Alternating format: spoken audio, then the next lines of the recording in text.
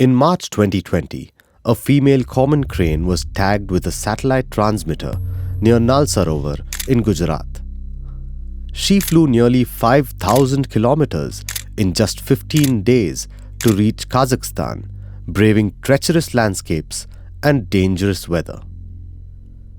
This crane is just one of the billions of birds that undertake perilous journeys every year. But why do they do it? The answer is simple.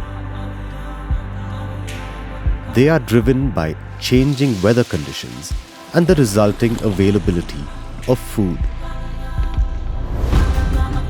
Migration is the large-scale movement of birds from their breeding areas to their non-breeding grounds every year. Around 40% of bird species migrate, and some of them accomplish amazing feats in doing so. Bar-tailed godwits from Alaska fly non-stop for more than 12,000 kilometers to New Zealand, flapping their wings continuously for 11 days. Bar-headed geese have been recorded flying above 6,000 meters, where low oxygen levels make breathing difficult for humans. Migration is not just limited to birds that fly.